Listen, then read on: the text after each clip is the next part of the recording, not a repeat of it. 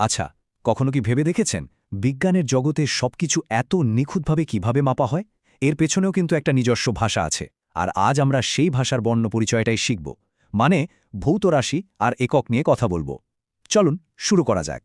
মানে আমরা আমাদের চারপাশের সবকিছুকে এত নিশ্চিতভাবে মাপছি কিভাবে?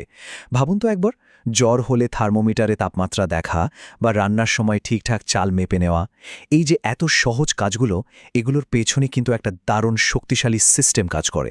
একবার ভাবুন তো, যদি কেউ এসে বলে ক্রিকেট পিচের দৈর্ঘ্য ৪৫ হাত, প্রশ্নটা হলো কার হাত? একজন ছোট বাচ্চার হাত নাকি একজন বিশাল লম্বা মানুষের হাত? এখানেই তো আসল সমস্যাটা। যদি একটা নির্দিষ্ট মান বা স্ট্যান্ডার্ড না থাকে, তাহলে তো পুরো ব্যাপারটাই গোলমেল হয়ে যাবে। কারণ হাত তো আর সবার জন্য সমান নয়, তাই না? তো আজকের আলোচনায় আমরা ঠিক এই বিশৃঙ্খলা থেকেই শুরু করব আর দেখব কিভাবে একটা গোছানো বৈজ্ঞানিক ব্যবস্থায় পৌঁছানো গেল।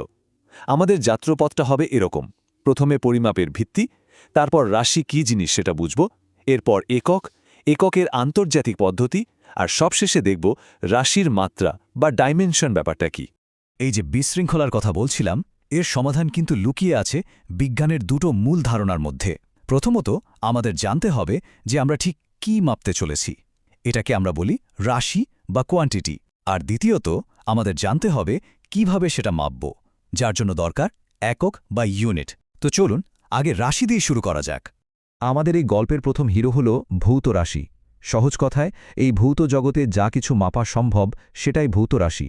যেমন কোনো বস্তুর দৈর্ঘ্য, ঘড়িতে কত সময় হলো বা বাইরের তাপমাত্রা, এসবই এক একটা ভৌত রাশি। কিন্তু সব রাশি কিন্তু একরকম হয় না। এদের বৈশিষ্ট্য অনুযায়ী এদেরকেও বিভিন্ন পরিবারে বা ক্যাটাগরিতে ভাগ করা হয়েছে। চলুন দেখি সেই ভাগগুলো কি কি। গঠন অনুযায়ী রাশিকে মূলত দুই ভাগে ভাগ করা যায়। প্রথমটা হলো মৌলিক রাশি, মানে ফান্ডামেন্টাল কোয়ান্টিটি। এদেরকে ভাষার বর্ণমালার মতো ভাবতে পারেন। এরা একদম বেসিক, স্বাধীন, যেমন দৈর্ঘ্য, ভর বা সময়। আর দ্বিতীয়টা হলো লব্ধ রাশি বা ডিরাইভড কোয়ান্টিটি।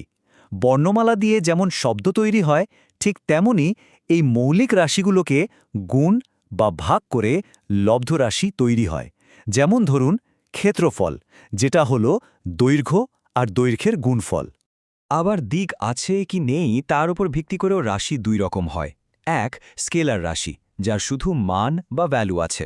যেমন কোনো কিছুর ভর 10 কেজি বা সময় হলো 5 সেকেন্ড। এখানে দিকের কোনো ব্যাপার নেই। কিন্তু আরেকটা হলো ভেক্টর রাশি, যার মান আর দিক দুটোই খুব জরুরি। যেমন বল বা ফোর্স, কোন দিকে বলটা দেওয়া হচ্ছে সেটার উপর কিন্তু অনেক কিছু নির্ভর করে। আচ্ছা, তাহলে আমরা বুঝলাম যে কি মাপতে হবে, মানে রাশি কি জিনিস। কিন্তু শুধু রাশি জানলেই তো হবে না। পরিমাপটাকে একটা অর্থ দিতে গেলে আমাদের গল্পের দ্বিতীয় হিরোকে লাগবে, আর সে হলো একক বা ইউনিট। এই এককই হলো সেই স্ট্যান্ডার্ড যা আমাদের পরিমাপে শৃঙ্খলা আনে আর সব বিভ্রান্তি দূর করে দেয়। সহজ ভাষায়, একক হলো পরিমাপের একটা নির্দিষ্ট আর সর্বজনগ্রাহ্য মান। আবার সেই ক্রিকেট পিচের উদাহরণটায় ফেরা যাক। হাত কোনো আদর্শ মান ছিল না, কারণ সবার হাতের মাপ এক নয়। কিন্তু ফুট বা মিটার একটা নির্দিষ্ট আর সবার মেনে নেওয়া একক। তাই যখন বলা হয় পিচটা ২২ গজ লম্বা, তখন সবাই ঠিক একই দৈর্ঘ্য বোঝে। এখন একটা মজার জিনিস দেখা যাক, এই লব্ধ এককগুলো জন্মায় কিভাবে। যেমন ধরুন ক্ষেত্রফল বা এরিয়া, এর ফর্মুলা কি? দৈর্ঘ্য গুণ প্রস্থ। এখন দৈর্ঘ্য আর প্রস্থ দুটোই তো আসলে দৈর্ঘ্যেরই একক, তাই না?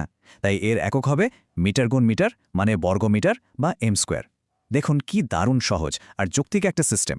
একক তো নয় বোঝা গেল, কিন্তু ভাবুন তো, যদি এক দেশে দৈর্ঘ্যের জন্য মিটার ব্যবহার হয়, আরেক দেশে অন্য কিছু, তাহলে তো আবার সেই হাত দিয়ে মাপার মতোই একটা গণ্ডগোল লেগে যাবে। ঠিক এই সমস্যাটা দূর করার জন্যই, মানে বিজ্ঞানীর ভাষাকে সারা বিশ্বের জন্য একরকম করতে, বিজ্ঞানীরা তৈরি করলেন এককের আন্তর্জাতিক পদ্ধতি। একটা সময়ে কিন্তু বেশ কয়েকটা আলাদা আলাদা সিস্টেম চালু ছিল। যেমন সিজিএস সিস্টেমে দৈর্ঘ্য মাপা হতো সেন্টিমিটারে, ভর গ্রামে আর সময় সেকেন্ডে। আবার এফপিএস সিস্টেমে ছিল ফুট, পাউন্ড আর সেকেন্ড। আর এমকেএসে ছিল মিটার, কিলোগ্রাম আর সেকেন্ড। মজার ব্যাপার হলো, সিস্টেম আলাদা হলো, ভিত্তিটা কিন্তু একই: দৈর্ঘ্য, ভর আর সময়। তবে বর্তমানে এই সব সিস্টেমের মধ্যে একটাকেই বিশ্বজুড়ে বিজ্ঞানের সার্বজনীন ভাষা হিসেবে মেনে নেওয়া হয়েছে, আর সেটাই হলো এসআই সিস্টেম বা সিস্টেম ইন্টারন্যাশনাল। এটাই এখন আমাদের গ্লোবাল স্ট্যান্ডার্ড। আর মজার ব্যাপার হলো, এই যে এত বড় পরিমাপের জগৎ, এটা কিন্তু দাঁড়িয়ে আছে মাত্র 7টা মৌলিক স্তম্ভের ওপর। এই হলো সেই 7টা ম্যাজিক্যাল বেস ইউনিট।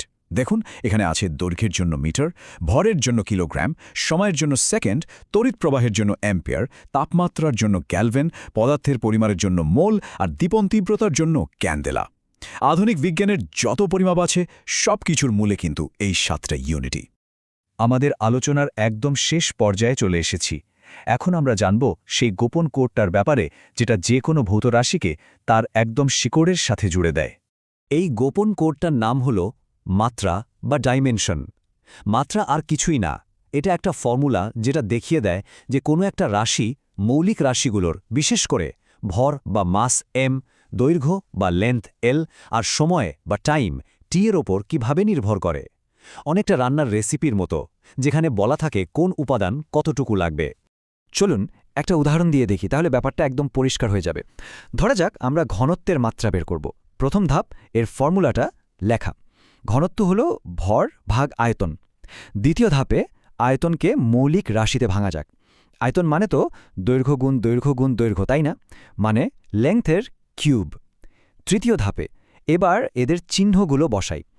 ভরের জন্য m আর আয়তনের জন্য l কিউব, তাহলে দাঁড়ালো m/l3। আর ফাইনালি লেখার নিয়ম অনুযায়ী এটাকে আমরা লিখি m/l ইনভার্স কিউব। দেখলেন কত সহজ? তাহলে বোঝা গেল এই মাত্রা ব্যাপারটা শুধু খাতায় লেখার জন্য নয়, এর দারুণ কিছু কাজও আছে। যেমন এটা দিয়ে যে কোনো ফিজিক্সের ইকুয়েশন ঠিক আছে কিনা সেটা চেক করা যায়। আবার বিভিন্ন রাশির মধ্যে নতুন সম্পর্ক তৈরি করতে সাহায্য করে। আর সবচেয়ে বড় কথা, এটা যে কোনো পরিমাপের একদম ভেতরের গঠনটা আমাদের সামনে তুলে ধরে। আজকের এই আলোচনা শেষ করার আগে একটা প্রশ্ন রেখে যাওয়া যাক। আমরা তো দেখলাম যে পুরো পরিমাপের জগৎটা মাত্র 7টা মৌলিক রাশির ওপর দাঁড়িয়ে আছে। কিন্তু বিজ্ঞান তো থেমে নেই, প্রতিদিন নতুন নতুন জিনিস আবিষ্কৃত হচ্ছে। তো এমন কি হতে পারে যে ভবিষ্যতে আমাদের অষ্টম একটা মৌলিক রাশির দরকার হবে? আর যদি সত্যিই দরকার হয়, তাহলে তার একক কি হবে, তার মাত্রার সংকেতটাই বা কী হবে? বেশ ভাবনার বিষয়, তাই না?